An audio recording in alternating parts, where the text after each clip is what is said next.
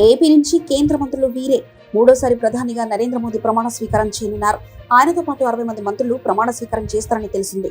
AP నుంచి ఎవరికి మంత్రి పదవులు దక్కుతాయన్న చర్చ బలంగా జరుగుతుంది. టీడీపీ నుంచి ఎవరికి ఛాన్స్ ఇస్తారు, జనసేన నుంచి ఎవరికి అవకాశం దక్కుతుంది, ఇలా రకరకాల చర్చ నడుస్తుంది.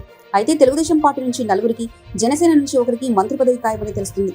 అటు బీజేపీ నుంచి సైతం ఒకరికి ఛాన్స్ ఇచ్చే అవకాశం ఉంది. ఢిల్లీలో బిజీగా ఉన్న చంద్రబాబు, రామోజీరావు అకాల మరణంతో హైదరాబాద్ వచ్చారు. భౌతిక కాయం వద్ద నివాళులర్పించారు. తిరిగి ఢిల్లీ వెళ్లనున్నారు. కాగా కేంద్ర కేబినెట్ కూర్పుపై బీజేపీ జాతీయ అధ్యక్షుడు నడ్డాతో చంద్రబాబు శుక్రవారం రాత్రి కీలక చర్చలు జరిపారు. సుదీర్ఘంగా చర్చించారు. మంత్రివర్గంలో చేరి టీడీపీ ఎంపీల విషయంలోనూ క్లారిటీ వచ్చినట్లుగా తెలుస్తుంది. నడ్డా నివాసానికి చంద్రబాబుతో పాటు శ్రీకాకుళం ఎంపీ కింజరపు రామ్మోహన్ నాయుడు కూడా వెళ్లారు. టీడీపీ నుంచి మొత్తం నలుగురికి కేంద్ర కేబినెట్ లో ఛాన్స్ దక్కనున్నట్లు తెలుస్తుంది.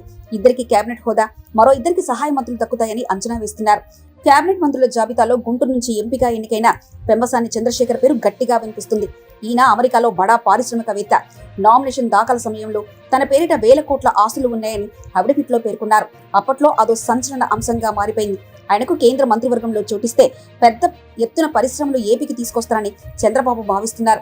గుంటూరు నుంచి గెలిచిన ఆయన కమ్మ సామాజిక వర్గానికి చెందినవారు.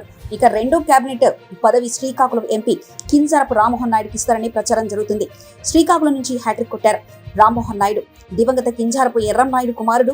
మంచి వాగ్దాతితో పాటు అధినేత చంద్రబాబుకు ఇష్టమైన యువ నాయకుడు. పైగా బీసీ వర్గానికి చెందినవాడు. అందుకే ఆయనకు కేంద్ర మంత్రి పదవి ఇస్తారని తెలుస్తుంది. ఇక టీడీపీ నుంచి మూడో పేరు వేమిరెడ్డి ప్రభాకర్ రెడ్డి. ఈయన సైతం బడా పారిశ్రామికవేత్త. ఎన్నికల ముందు టీడీపీలో చేరారు.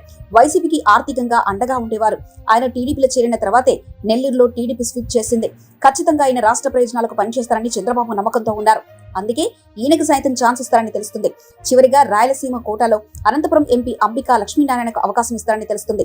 బలమైన వాల్మీకి సామాజిక వర్గానికి చెందిన నేత కావడంతో ఈయన పేరును పరిగణలోకి తీసుకున్నట్లు తెలుస్తుంది. జనసేన నుంచి ఇద్దరు ఎంపీలు ఎన్నికయ్యారు. ఇందులో మచిలీపట్నం నుంచి వల్లభనేని బాలశౌరి హ్యాట్రిక్ కొట్టారు. పైగా అధినేత పవన్ కళ్యాణ్కు ఇష్టమైన నేత. అందుకే బాలశౌరికి తప్పకుండా ఛాన్స్ ఇస్తారని తెలుస్తుంది. బీజేపీ నుంచి పురంధేశ్వరికి తప్పకుండా పదవి ఖాయం. రెండో పదవి ఇస్తే మాత్రం అనకాపల్లి నుంచి ఎంపీగా గెలిచిన సీఎం రమేష్కి ఇస్తారని తెలుస్తుంది. మొత్తానికి అయితే ఎంపీ నుంచి 5గురికి తగ్గకుండా కేంద్ర మంత్రి పదవులు దక్కుతాయని ప్రచారం జరుగుతుంది. అందులో ఎంతవరకు వాస్తవం ఉందో చూడాలి.